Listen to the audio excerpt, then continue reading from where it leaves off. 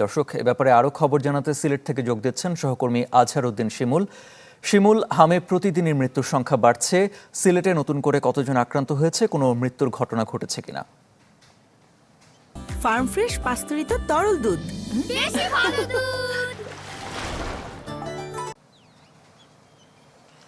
আরিফিন, দেখুন, সিলেটে কিন্তু আশঙ্কাজনকভাবে হাম এবং হামের উপসর্গ নিয়ে যেসব রোগীরা আসছেন তারা কিন্তু খুব ক্রিটিক্যাল অবস্থায় আছেন এবং এখন পর্যন্ত সিলেট অঞ্চলে হাম এবং হামের উপসর্গ নিয়ে 95 জনের মৃত্যু হয়েছে। এর মধ্যে 94 জনই শিশু এবং একজন প্রাপ্তবয়স্ক নারী রয়েছেন। এবং এখানে যারা এখন পর্যন্ত মারা গিয়েছে, বিশেষ করে যে 94 জন শিশু মারা গিয়েছে, তারা কেউই আসলে ডোজ নেওয়ার সুযোগ পাননি বলে আমাদেরকে এখানকার যারা ডাক্তার রয়েছেন তারা নিশ্চিত করেছেন।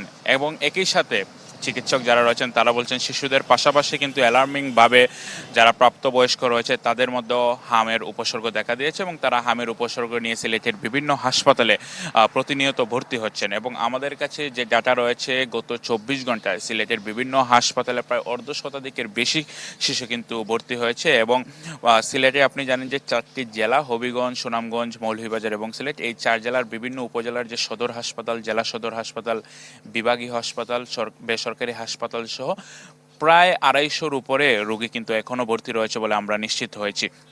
এবং স্বাস্থ্য অধিদপ্তর জানিয়েছে যে চলতি বছরের 1 জানুয়ারি থেকে আজ 16 জুলাই পর্যন্ত সিলেট অঞ্চলে 498 জন শিশু নিশ্চিতভাবে হাম আক্রান্ত হয়েছে।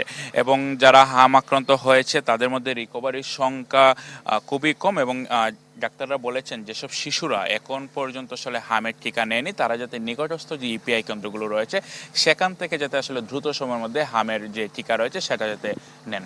আরিফিন। শিমুল, আপনাকে ধন্যবাদ। দর্শক, হাম পরিস্থিতির খবর জানাতে সিলেট থেকে যুক্ত হয়েছিলেন সহকর্মী আজহার উদ্দিন শিমুল।